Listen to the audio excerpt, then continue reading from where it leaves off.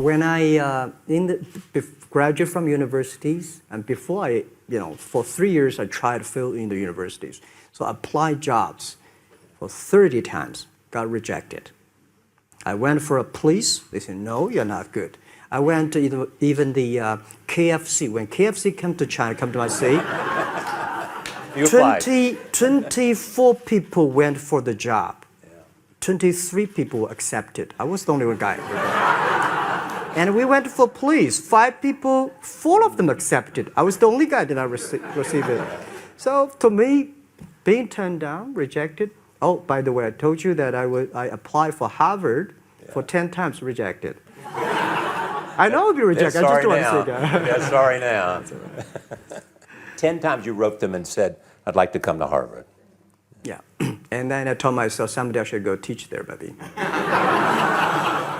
We have a secret code for Alibaba success. Just like Open Sesame is the secret code for Alibaba. The secret code for everybody is keep your dream alive, because it might come true someday. This is what the secret code is. What do you think your core competence is? Our core is culture.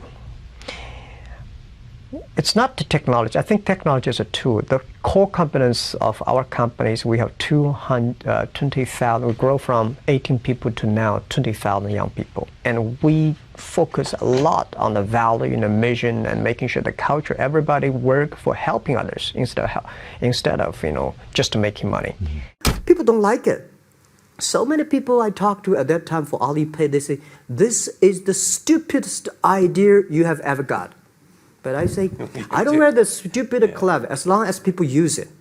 Now we have 800 million people using this Alipay. I learned a lot of things from movies. I learned how to make a speech from the movie called Bodyguard, Whitney Houston.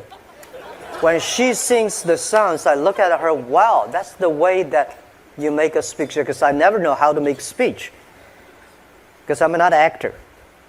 But when I saw the movie, I say, wow, if you sing from your heart, if you sing naturally, if you're yourself. So I realized, and I learned a lot from the movies, even learned from the Godfathers. I learned, my favorite movie is Forrest Gump, These are the things I learned so much. And we discuss about the muse, the inspirations we got from movies. What kinds of business ideas have you said no to? I'm saying no to a lot of ideas, because as a CEO, I have to say no to opportunities. Because if I say yes, I probably get 5,000 opportunities every day. But whether yes or no, everything based on the mission that we're helping doing business easier. If it's on that, we will consider. If somebody come and say, we will, have this deal, we'll make a lot of money, I'm not interested. Why did you call it Alibaba? Alibaba? Well, when I started, I think internet is global. We should have a global name. And a name that, interesting, like at that time, the best name is Yahoo. Right, so I've been thinking for many days, suddenly thinking Alibaba is a good name. So I happened to be in San Francisco that day. I did have a lunch, and the waitress came. I asked her, do you know about Alibaba? She said, yes. I said, what is Alibaba? She said, Open Sesame. Good. So I went on the street, asked about 10, 20 people. They all know about Alibaba, 40 Thieves, and Open Sesame. And I think this is a good name. And start with A. Whatever you talk about, Alibaba is always top. We believe the co-company different from the Wall Street. We believe customer number 1, employee number 2, shareholder number 3. Customer 1, employee 2, shareholder number 3. 3. Yeah, again, this is my religion. It's the customer that pay us the money. It's the employees that drive the innovation. It's the shareholder, and the shareholder always say, I remember the day before we IPO, and a lot of people say, Jack, can I keep up the shares? We were long-term shareholders. But when the crisis came, these guys run as soon as, they ran away. They ran away. My people stayed, customers stayed. And I want to tell young people, when most people complain, where the opportunity is. People start to complain. Some people complain. People start to change themselves, change others. Where the opportunity is where the complaints are. where the trouble, where is the opportunity.